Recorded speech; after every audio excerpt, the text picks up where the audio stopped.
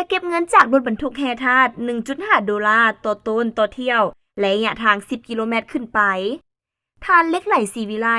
รัฐมนตรีกระทรวงโยธาธิการและขนส่งชี้แจงต่อบางคำซักถามของสมาชิกสภาแห่งชาติในกล่องประชุมสมัยสามัญเทื่อที่10ของสภาแห่งชาติสุดที่9เมื่อวันที่13 พฤศจิกายน 2025ผ่านมานี้ว่า1. แต่มีมติของรัฐบาลว่าโดยการแบ่งงานแบ่งความรับผิดชอบในการจัดตั้งปฏิบัตินโยบายส่งเสริมการซ่อมแปลงก่อสร้างเส้นทางระยะใหม่เลขที่10ลงวันที่1 กันยายน ปี2025 2. กระทรวงยทคได้ออกแจ้งการให้ทันบรรดาทานเลขาภาคแขวงเจ้าแขวงในขอบเขตทั่วประเทศฉบับเลขที่243770ทับยทคลงวันที่10 เดือน10 ปี2025ว่าโดยการจัดตั้งปฏิบัตินโยบายส่งเสริมการก่อสร้างและซ่อมแปลงเส้นทางระยะใหม่ในรูปแบบผสมผสาน OBPRC และ PRC ก็คือการซ่อมแปลงฟื้นฟูเก็บค่าผ่านทางตามเป้าหมาย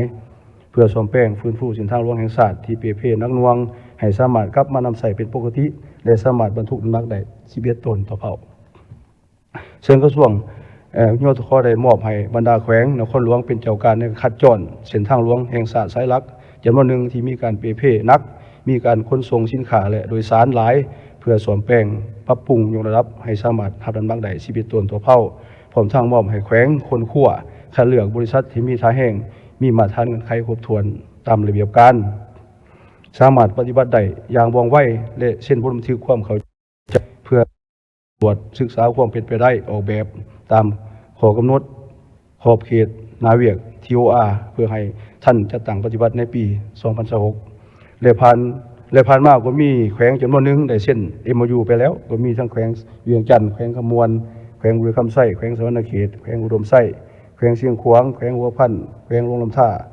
อยู่บางต้นทางเส้นทางสายหลักเป็นต้นทาง13เหนือทาง13ใต้ทาง22ผู้เก่าลักทางกะสีเมืองน่านทางA3ทางD1 147ทางเลข7เลข6เลข8ทางเลขที่21ปากสั้นทาสีทาง1Dชายแดนแขวงไสสมบูรณ์2ข้อ3เฉพาะเส้นทางเลข9ได้ตกลงสร้างเป็นตัวแบบในการปฏิบัติในรูปแบบ OBPRC หรือว่า PRTC แม้นได้สำเร็จการเซ็นสัญญาก่อสร้างแล้วในวันที่20 ตุลาคม ปี2005และปัจจุบันรัฐวิสาหกิจก่อสร้างทางเลข8ได้มีทีมงานวิชาการลงภาคสนามและเริ่มต้นจัดตั้งปฏิบัติฟื้นฟูและซ่อมแปลงทางตามแผนที่กำหนดไว้ส่วนการเก็บเงินแม่นขาดกะจะให้เริ่มจัดตั้งปฏิบัตินับแต่วันที่1 เดือนมังกรปี2026เป็นต้นไปซึ่งกระทรวงยทคได้เห็นดีกำหนดเอาจุดเก็บเงินขาดผ่านของทางคำห้องแบบแต้มจุดเก็บเงินคนขั้วอัตราการเก็บค่าผ่านทางประเภทรถบรรทุกสินค้าโดยสารที่มีน้ำหนัก12 ตนขึ้นไปปัจจุบันกำลังเสนอคันถึงอนุมัติและจะเอาทางเลข9เป็นตัวแบบให้เกกเส้นทางอื่นสำหรับระบบการเก็บเงินจะได้ใส่ระบบทันสมัยสิ่งสั่งทันสมัยซึ่งกระทรวงยทคจะได้สมทบละเอียดนำกระทรวงการเงินในขั้นต่อไป 4. โดยได้จัดตั้งปฏิบัติมาที่กองประชุมรัฐบาลเปิดกว้างครั้งที่1วันที่ประจำปี2025ฉบับเลขที่08ทับรบลงที่25 กรกฎาคม 2025กระทรวงยทคได้ค้นคว้าฟื้นฟูกองซ่อมแปลงทางขึ้นใหม่ในขอบเขตทั่วประเทศซึ่งได้สำเร็จการออกข้อตกลงว่าโดยการจัดตั้งการเคลื่อนไหวของหน่วยงานซ่อมแปลงเส้นทางหลวงจึงขึ้นกับแขนงก่อสร้างแผนกยทค